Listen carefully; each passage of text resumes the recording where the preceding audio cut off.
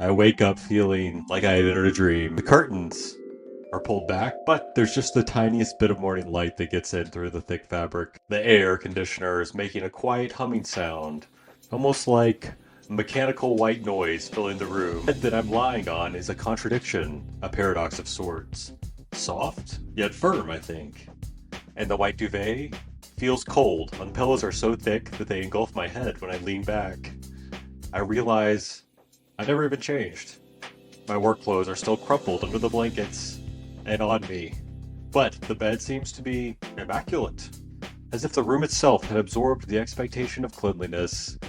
Slowly, I realize I'm not in a dream. My eyes become used to the little things around me. There's a digital alarm clock on the nightstand. Time is 5:42 a.m. From 100 other rooms like this one that all blends together. A sleek lamp next to it casts a soft circle of light on the desk where the laptop is charging. The tablet is at 100%. The little light that shows it's charging is pulsing like a little heartbeat. And the television, which is a flat rectangle neatly installed to the wall, is not on, but can bring up hundreds of channels with the push of a button. On my phone. Or if I want to get up, on the remote. A folded tent cards on the dresser that reminds me of the breakfast hours, and the room is filled with a constant mechanical hum. There are little soaps wrapped in thin paper, next to travel-sized bottles of shampoo, conditioner, and the smell is mildly citrusy. Towels are white, lined up, nice and fluffy. They are ready to be unfolded. This promises something that is reliable, but not extravagant, and the same experience at every Hampton Inn. The alarm clocks, the little soaps, the buffet trays at the breakfast area, the waffle iron, of course. These things that make up a business that has mastered the art of the ordinary and turned consistency into its own modest type of hospitality is how we understand why it lasts. Dreamy routine of sameness. The familiar light of that bedside clock, the chorus of waffle irons beeping begin in the morning in Hampton Inn. Very similarly, waffles wafting through the air. Not exactly a culinary masterpiece, not a handcrafted delight, certainly not remarkable, but hey, it's reliable. The self-serve griddle stands proudly like a shrine in the breakfast nook, flanked by the ever-reliable scrambled eggs and potatoes that take turns in the spotlight. They provide guests with this kind of delightful routine of culinary comfort. The ritual is really turned into Hampton Inn's secret sauce. So to unravel Hampton Inn's tale, let's go back to 1984 in Memphis, Tennessee, where they start. Holiday Corporation's clever play was to seize on the booming mid-scale market, and those early buildings were like charming little time capsules of the sleek, different from the sleek four-story interior corridors that we have now. They were frequently more akin to motels, boasting the exterior doors that open directly from the parking lot, so very convenient. You could just roll up and you could practically roll out of bed and into your car. It's that close.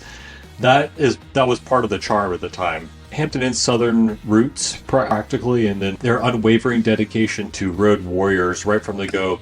They decided to do things differently than their competition. Okay, so let me give you an example of how different it was to stay at a Hampton Inn in the early days as compared to 2025. So let's get our time machine. Let's go back. 1986. And we're in Spartanburg, South Carolina, where the same... Oh, whoops, I think it ended up in 1988.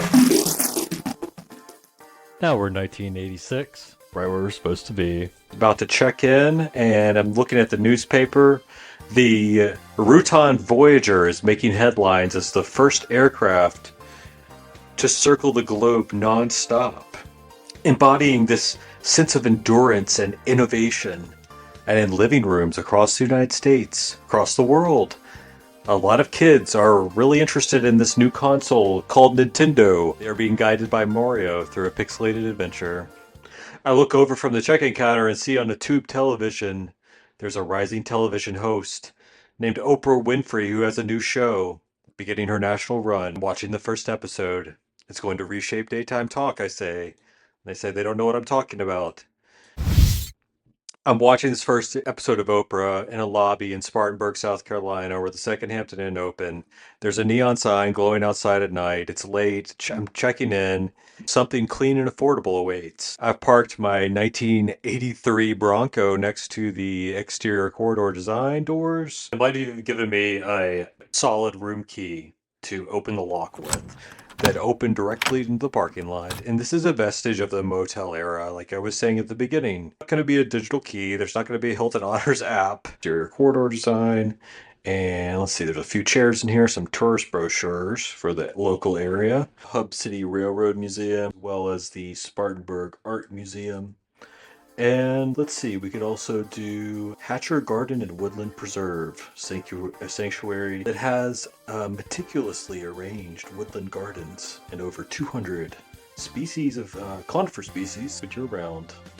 So the lobby is really just a pass-through at this point. It's not a destination, right? It's not what it would become later. People would begin to work in the lobby. The room is small, but it's neat, and it's outfitted with a lot of patterned bedspreads, and a brass lamp, and probably a bulky tube television, indicative of the time, reflective of the era. But the exterior corridor is really this main thing that stands out as a big difference from 1986 and into the mid-1990s, up until they did the redesign in the early 2000s and the early 2010s, and into the Hamptons that you see today in 2025. So the next morning, I'm going to walk through the breakfast, and this is another big difference. I'm going to walk through the breakfast, and I'm going to be dining on what they call a continental breakfast in the strictest sense. It's going to have coffee, it's going to have some orange juice, it's going to have some Frosted Flakes or some Cheerios, some Apple Jacks if I'm really fortunate. The hotel is not luxury, okay? That's not what I'm looking for. I'm a road warrior. It's not yet refined, right? But they're making a name for themselves today. And Hampton is still doing an amazing job, splendid job of staying true to itself. Not easy to do. There's a July 2025 Bloomberg article just on the room quality and waffles. That was my initial inspiration to record an episode on Hampton Inn, was this article. That article could have been plucked out of the archive a decade ago or more. The Hampton chain boasts around 3,000 properties now. They're scattered across different countries. But its iconic promise through action remains steadfast as ever. Because Hampton isn't exactly a showstopper. It isn't exactly boutique hotels or trendy lifestyle chains. It knows its lane. It's just right in terms of design. It has the right amount of humility and dependability. And it avoids two traps that kind of sink mid-tier hospitality brands, which are overreach and confusion with what people need. Because if Hampton suddenly tried to be stylish, like a Kimpton or hyper-efficient True or Home2 even, it would dilute its promise and lose the very travelers to count on it. Humility isn't meekness. It's the discipline of delivering consistency. The bed is going to be comfortable, and the lobby is going to be open, and the breakfast is going to be there at 6 a.m. if you want it. And the mediocre coffee is always going to be there at a certain time of day, all day probably. The Wi-Fi typically connect without fuss, right? Hospitality research consistently shows that mid-market guests prize trust over novelty, and that visually dazzling lobby might impress once, but a reliable comfort builds repeat stays. So Hampton's steady but not stunning approach cultivates a kind of brand intimacy. They don't need to be the most beautiful hotel that you've ever been in. They only need to be available. They only need to be familiar. And that familiarity is what makes people like. So they don't thrive on visual appeal. They're not a showstopper. The brand has always leaned on this type of humility, welcoming people with predictability rather than flash, and that comfort is lying in familiarity, not spectacle. They want to be steady, not stunning, reassuring, not overwhelming. This matters because in a lot of ways, travelers are kind of bombarded with lifestyle experiences and aspirational branding campaigns. But Hampton, that humility aspect of it, sets it apart as an unpretentious refuge. By not trying to be more than it is, they preserve the authenticity that keeps people wanting to return because of consistency. And the consistency is a very positive experience. This is that quiet brilliance of the Hampton brand, and maybe even Hilton's marketing strategy and in hospitality in general. It's one of the top franchises. Polish it for today, but never let it forget where it's driving and where it drives best. It doesn't charm with the visual. It realizes that it doesn't need to.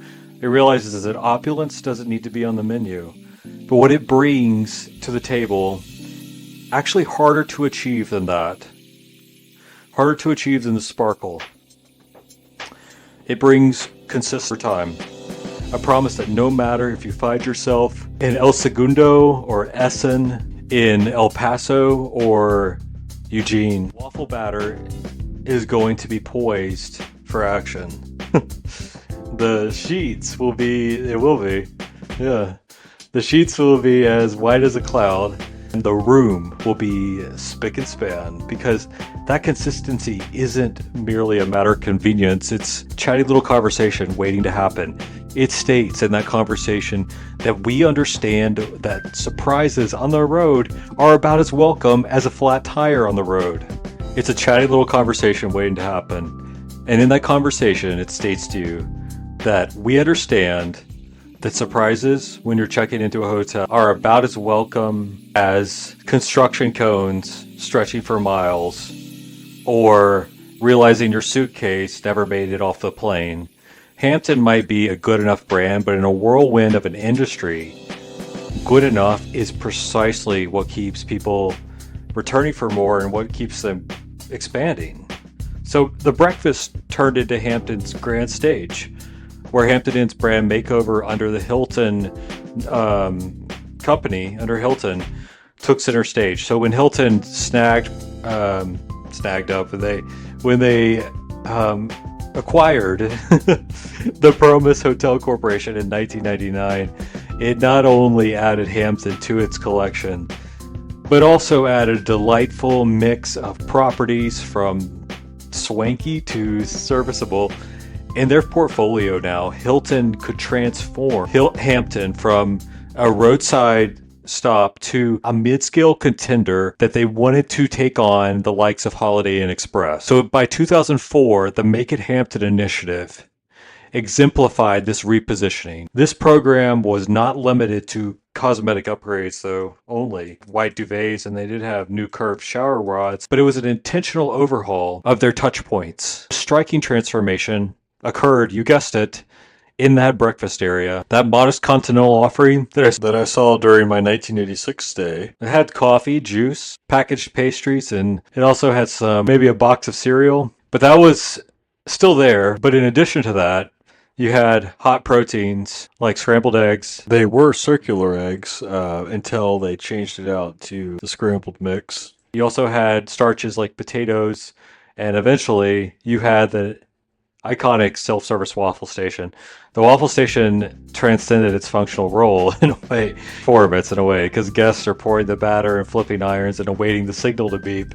And that ritual enacted Hampton's new brand identity by granting guests a small degree of agency by making their own breakfast in this hotel environment, right? And so while reinforcing some consistency, though, across locations, in chaotic terms, the waffle embodied Hampton's shift from adequate lodging to adequately dependable experiences. And it signaled not only affordability, but it also signaled a reliability and attentiveness to an evolving expectation from travelers. So Hilton had already made Hampton one of the most feedback-sensitive brands in the portfolio. So in the Bloomberg article that I was referencing, they portray Hampton's breakfast decisions not as marginal changes or modifications, as an economic engine switch behind, and symbolic switch as well, behind 2 decades of global growth. The chain has leveraged that low-cost, high perceived value formula of, let's just say, their waffles or their hot bar or their duvets to outpace competitors and to establish itself as Hilton's most ubiquitous and reliable brand. Today, international growth has been aggressive since 2010, especially Hampton has expanded into China with more than 400 hotels, the UK, and in India as well. CEO Chris Nassetta has projected that Hampton will triple its reach to 9,000 hotels in the next 2 decades. So that formula of reliability and a ritualized breakfast can translate universally. Their 2004 overhaul with new beds and interior corridors, standardization, and a hot bar did not come out of nowhere. It was a strategic decision shaped by the overlapping forces, surveys, comment cards, and brand tracking studies in the late 1990s and early 2000s. And guests consistently were requesting cleaner, fresher bedding. So, in order to do that, they moved from those patterned spreads to the white duvets, more substantial breakfast options, a lobby that felt inviting rather than transactional. They translated these insights into the Make It Hampton initiative, and that program rolled out their Cloud9 bedding standards, redesigned lobbies, and free hot breakfasts. And also in the 2000s, there was a broader industry trend where travelers really didn't mind if it wasn't luxury, but they wanted upgraded basics. They did want bigger showers.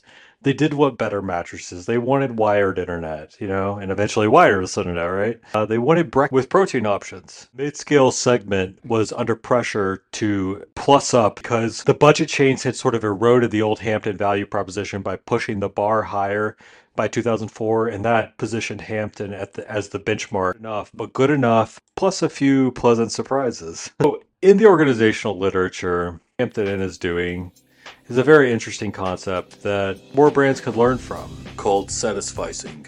The good enough model is not a compromise.